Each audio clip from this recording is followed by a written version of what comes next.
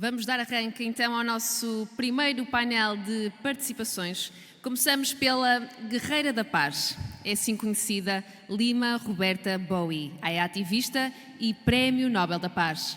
Lima, que em 2002 organizou um movimento de mulheres que passou a pressionar a sociedade para o fim da guerra. Criou ainda a Fundação Bowie, cujo foco de ação é a promoção educacional dos jovens liberianos, em particular as meninas. Participa em fóruns mundiais para tratar de assuntos de governança global, com base na segurança e desenvolvimento em bases solidárias, com ênfase no empoderamento feminino. Vou então dar as boas-vindas a Lima Roberta Bowie. Lima, good afternoon. It's a pleasure to have you with us at the Connecting Healthcare Conference. Thank you so much. I'm honored to be here at the Connecting Healthcare Conference. I'm very humbled to have been asked to speak. Especially this conference is very important now in the times that we find ourselves in a moment of global pandemic where you have many deaths and loss of lives and economic hardship, but you also have a lot of sacrifices. So I would like to salute first the people of Portugal, but then also salute the frontline workers in Portugal. All of those individuals who are doing great work to save lives, to make people's lives better. I want to say thank you. Your work is what is helping make our world a better place. I'm truly honored to be a part of this conference. Thank you, Lima. In your opinion, will we manage to move forward after these pandemic times? I mean, one of the things that you need to understand is that as we have all been able to navigate 1 year of a pandemic, what the lessons I think we all should learn is that the pandemic is proof that we are all interconnected, that we're codependent. The pandemic is proof that there is not a single trade or job or position that is higher than the other. The pandemic has proven to us that we live in a circular world. And when I talk about circular, I'm talking about we live in a round world where we're all in a circle. What I do touches you, and what you do touches me. However, for time immemorial, even now as the virus is coming down, people have conducted themselves in a way that has been selfish, has been not considerate about the other, and not considerate about our humanity. Looking back at 1 year after millions have died, what can we do? The one thing also that the pandemic taught us is that healthcare is connected to peace, is connected to justice, and is connected to economic empowerment.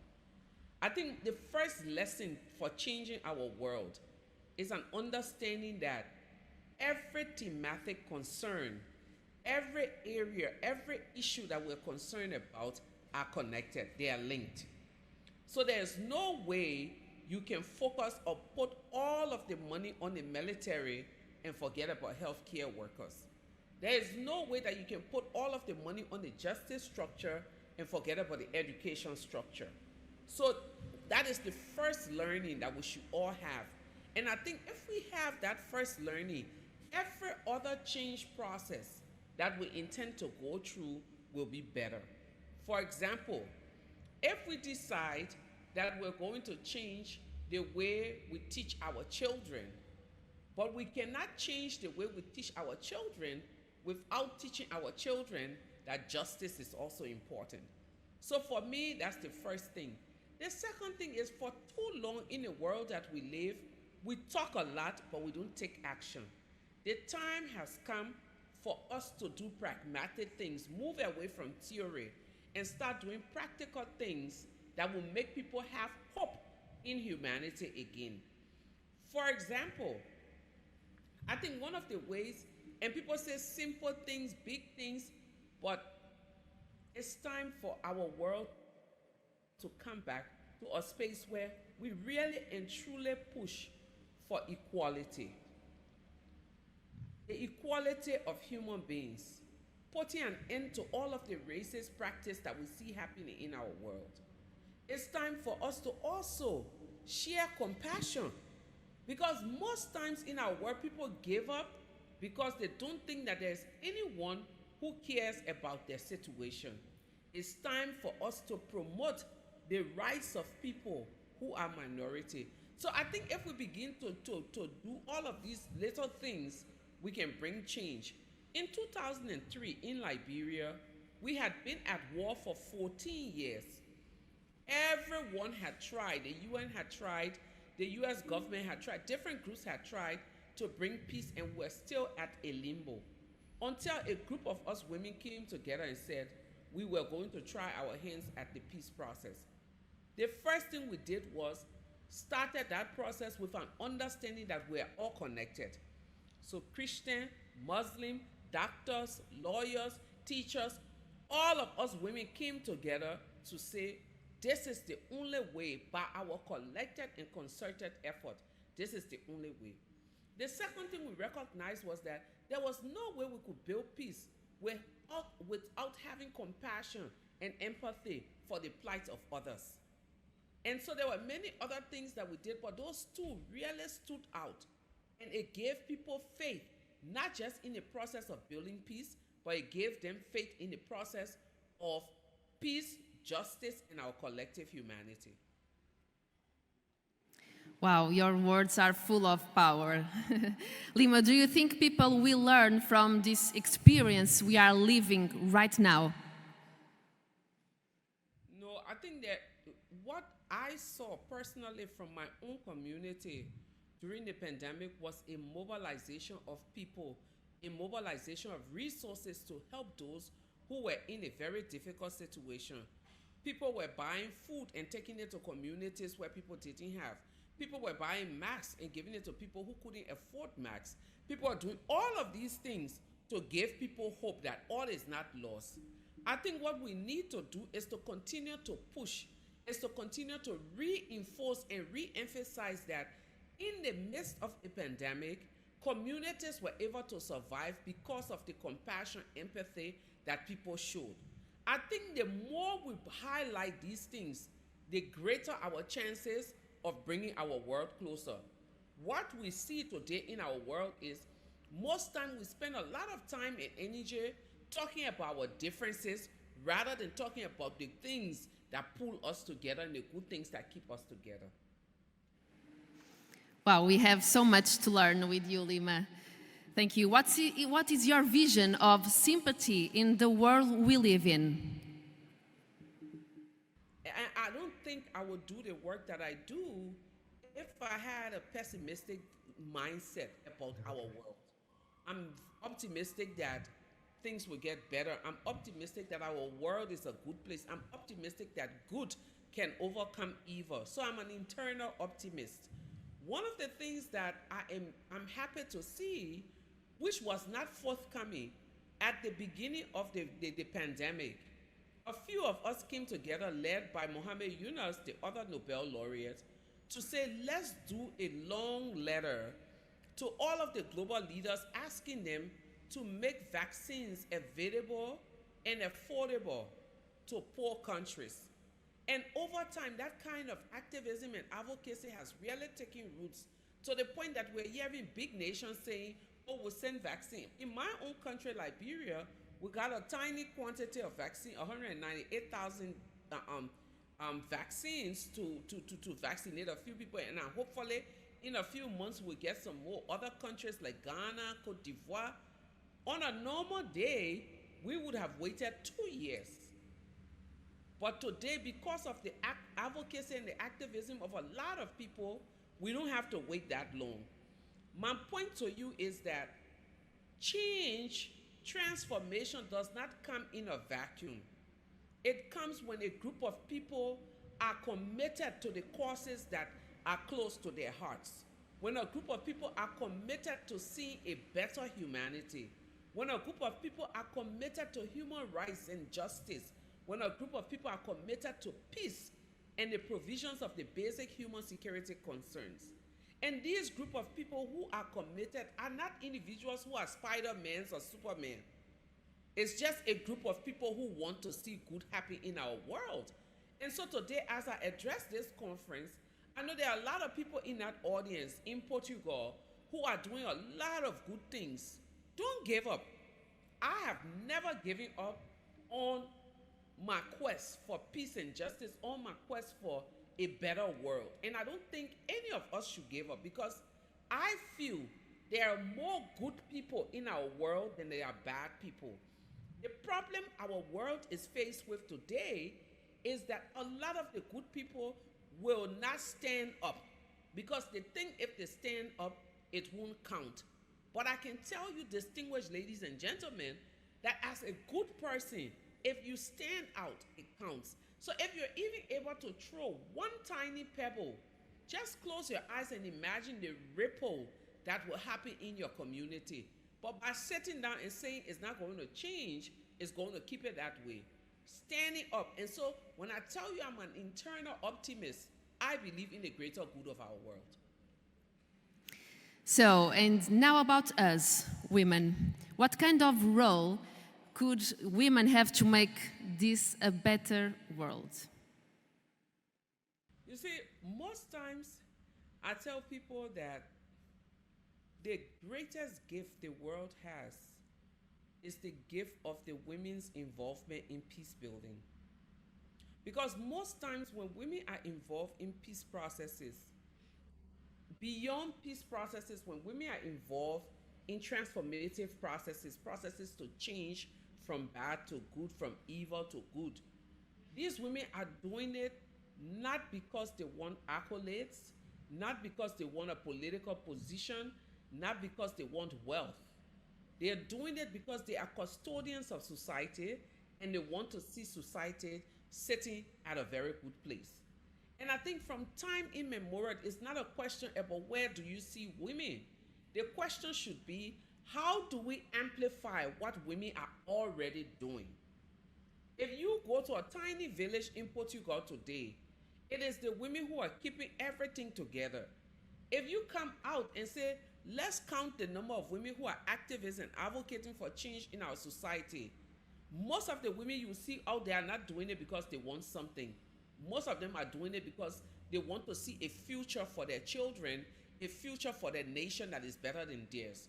So if I come back to my own life and my own work, I've never done any of the things that I've done because I would have won a Nobel Peace Prize or that I was going to get a global recognition.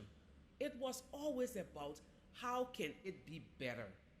How can it be better for this person? Because again, you just don't know where that good that you're doing will go, or that work that you're doing will go, but at the end of the day, you're doing it. I'll give you an example. A few years ago, after winning the prize, I started a foundation to send young people to school. And so over time, we've had hundreds of young people come in and out of our program, going to school, doing different things and different things. A particular young lady that I sent to school graduated with a master's, decided to continue with another master's. During the COVID pandemic was when she graduated with her second master's. What did she do? She went online and said to all of her friends and family, please do not send me presents, send me money, because I want to use that money to buy food for students in Madam Bowie's program. I never knew that this was ever going to get there. I didn't do that work because I expected her to pay me. But in doing the work, what I was able to do was to show her the way to transformation is being concerned about society. So women have always done that. I have never been to any country, and I've been to many countries in the world, including Portugal. I have never been to any space in the world where women have sat down and said, we're not doing this because we want a compensation. It's always been, we will do it because the future lies on our shoulders. Wow, it's a honor for us listening to you, Lima. It's a difficult question now. Is it possible to say that every one of us can change the world? Most times when people think about LEYMAH as a Peace Prize laureate, when people think about me, most times they think about someone who started working from up there. I started my work at the age of 22 with 5 girls. 5 little girls in my neighborhood, and this was at the peak of the war in Liberia. These 5 girls were the only 5 little girls that I knew who were not involved with men, and they were really interested in going to school. They were constantly at risk of being married off by their parents or being raped by some military person. So eventually I decided I was going to step in and be their protector. I was a mother of 2 very young children. I was married to someone, I was in a relationship with someone who was abusing me, but it was not about me. It was about how to provide a better future for those 5 girls, who, by the way, I was not related to. So I would bring them in my living room and teach them and talk with them. We have conversations about bodily integrity, peace and justice, and the importance of education. I worked with those girls for 3 years. Everyone knew in the neighborhood that you would not mess with those girls because they were my girls. Remember, at that time, I was just a community member. But I used to tell people I would kill anyone who touched those girls. Fast forward, there was a war. So I started working with them in 1994. 1996, our community went to war. So I had to leave. So technically we disappeared from each other. 2011, I won the Nobel Peace Prize. I went back home and decided I would go and vote in that community because that's where I was born. So of course I have all the media following me, CNN, BBC. This is the new Nobel laureate, and there was elections just the same week that I got. So I get there, and I decide I will stand online. So of course there was a buzz. Everyone, oh, she's here, she's here. And then they wanted to put me to the front of the line, and I said no.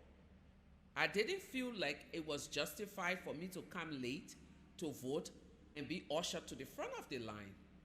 So I go to the back of the line, and I'm standing there, and this little girl comes next to me and says, "Madam, you can have my place." And then she's just smiling at me. And I'm wondering, why is she smiling like this? Then she says to me, "You don't remember me?" And I said, "No." She said, "I'm one of the 5 girls that used to be in your house from 1994 to 2011. And I'm amazed." And she said, "But I have something to tell you. I've just graduated high school. I'm in a university, and I don't have a baby yet." When I heard those words, it was like winning the Peace Prize all over again. Almost 18 years ago, someone who had been in my life went away. 94 to 2004, 10 years, 2011, I'm talking 17, 18 years ago. That was my first encounter with starting small and seeing the effect. So to those listening to me, you don't necessarily have to conquer the world. You can conquer your backyard. You can conquer one child. You can send one person to school. You can do something for someone and that's it. But I'll tell you another story. I go to Libya after the fall of Gaddafi, and I gave a speech challenging them to recognize sexual violence as a problem. And everyone was afraid because my words were very harsh. When I left, the justice minister then contacted me to say, I was very moved by what you said, and I have drafted a law, and I need you to help me promote this law. When I look at 1994, and then I come back and look at 2016, 17, 18, the energy, the virtue, the principles, the values, and the strength that I have to advocate at the global level for change was nurtured at the local level. So anyone who wants, and I always say, start from your backyard, and then you'll be able to efficiently and effectively take it to the next yard. So these two stories for me is an example of starting here, starting humbly, and then ending there. And because of that, my mantra for my life and for my work is never despise humble beginnings. Very good, Lima. I think the audience have the same opinion. You are a really inspiring woman. So, last question for you. Would you like to leave us with an inspiring message? Well, my message to each and everyone is very simple. Eleanor Roosevelt once said, do one thing every day that scares you. I say, do one good thing every day that everyone else is scared to do. When most people want to see change, but most people are afraid to step into the process of change. And change will never come until we decide that we want to create the kind of change. Every day I wake up, my prayer is, God, give me an opportunity to do something small that shines a light on this world, to encounter someone and give them hope, to say something that will bring peace. And I think those practical things are things that each of us can do. Wake up every day and decide that I will do one thing that will put a smile on someone's face, one thing that will give someone hope, one thing that will make someone think that we live in a different world and not an evil world. Thank you very much, Lima. It's an honor having you here in Connecting Healthcare. For your words, thank you for your words that bring us hope, light, and a big smile. Thank you so much. Fruitful deliberations on your conference. To all of the health workers, to all of the participants, thank you, and let's go out and change our world. Thank you.